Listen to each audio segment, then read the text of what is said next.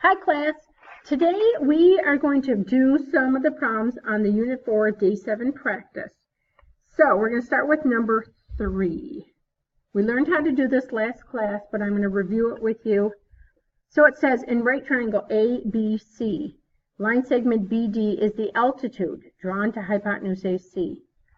If the length from D to C is 4 and the length from A to C is 12, find the length from B to C to the nearest hundredth.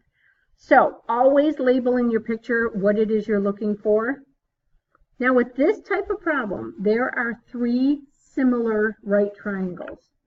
So you could put 30 degrees here. You could start by saying that's 30, which makes this one 60, which makes that one 30, which makes this one 60.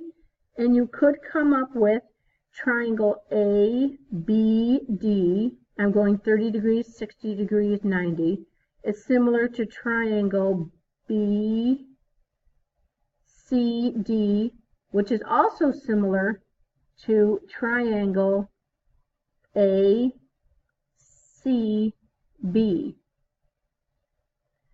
So that is true. And then you could pick out which sides you have lengths of, and then write your proportion. There's a shortcut. You can look at the picture and look at which 2 triangles you have 2 sides of. So in my picture I see X and 4, so I know that that goes with the triangle on the right. Now I also have 12, which goes with the big triangle, and X also goes with the big triangle.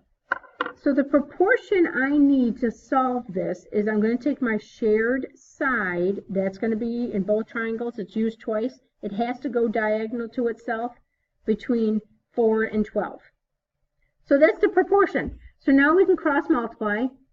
X times X is X squared, and then we're going to do 4 times 12. Well, 4 times 12 is 48.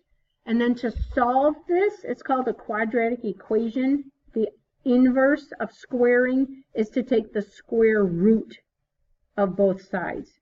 So this is where you want to get out your calculator. And square root is in blue above the x squared button. So we're going to do second x squared, and that types your square root button, and I'm typing in 48. I want the square root of 48. So now it said round this to the nearest hundredth. Hundredth is 2 decimal places, so I'm making a decision about the 2. The 8 tells me to round that 2 up. So X is going to be 6.93 rounded to the nearest hundredth. And that is your length from B to C, because that's what I defined X to be. All right, so another problem in this packet that looks just like it is problem 6. So I would like you to pause the video and try to do number 6 on your own.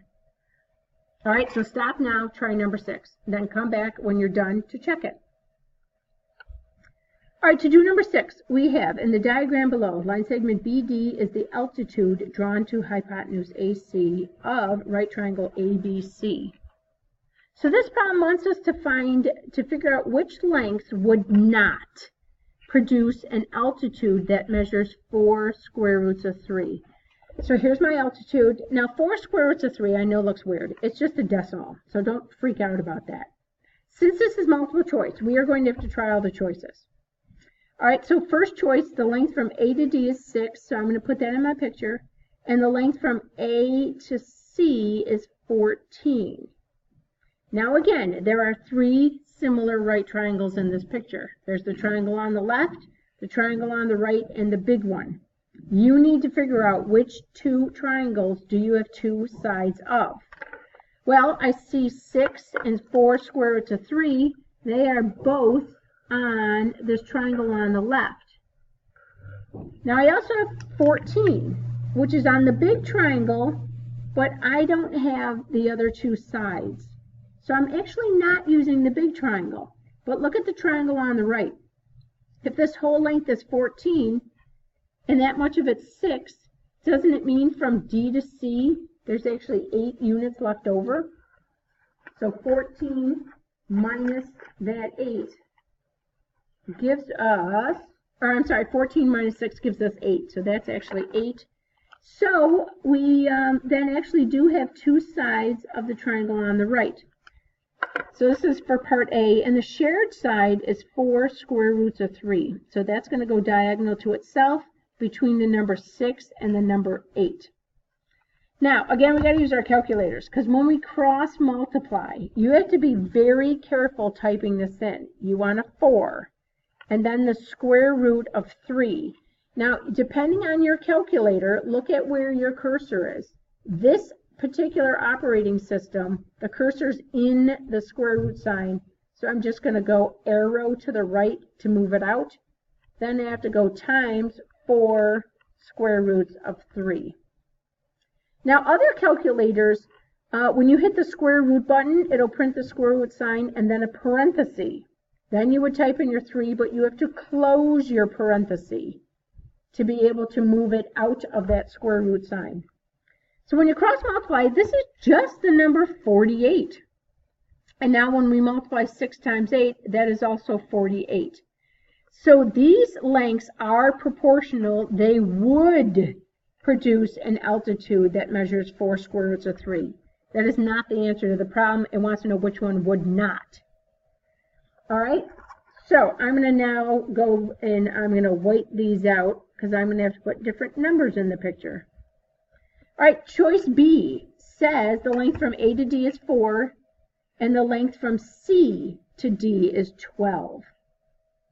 All right, so again, I'm comparing the two triangles. I've got my 4 square roots of 3, that's on both, and then 4 and 12. And you already did this once, remember that's 48. So pretty much we're just checking if the other two numbers multiplied together give you 48. And 4 times 12 is 48. So that would produce this altitude. Again, we're looking for something that's not working. All right, so I'm ready to try part C. The length from A to D is 3. So I'm going to put that in. The length from C to D is 15. So again, 4 square roots of 3 is on both triangles. And now I'm using 3 and 15. 4 square roots of 3, we already know is 48. But now, 3 times 15 is 45. It does not work. So those lengths would not produce a hypotenuse of that length. All right, so the next problem for you guys to practice is going to be problem 10. And then, so you guys can do 10. And you can do 13, and you now can practice 16. The answer keys are on the classroom page, so try those problems, check out the answers on the classroom page. Then when you are done with that, you are going to start in with your review packet. All right? This packet has 68 questions. It's huge. I'm not expecting you to do them all unless you choose to. So, to prepare for the Unit 4 test, do all the problems from the complete column. There's 15 questions here. That will get you prepared for the test. These types of problems are very similar to what's on the test. Then I would like you to also do the second try column. All right, after that, if you are still struggling, let's say problem 8, you really don't understand, 28 is the same type of problem. Here's 2 more you could try. On the third try, you could do 38. And if you need to practice it again, it's number 42. So in the rows, these are problems that are similar to the ones you just practiced. It's more practice of the same type of problem. All right, there's certain problems that we're going to skip, like number 6 has typos. And in problem 64, which you are supposed to do, there's a part A and a part B. Part B, I never taught you guys how to do, so cross that one off. All right, so we have a good, productive class. Your test is Friday. I will be after school today on Wednesday, and then I'm available Thursday in block 5, and then your test is Friday morning. All right, be prepared. This test is a great opportunity for you to do well. So make sure you are prepared. All right, be good and have a great day. Bye.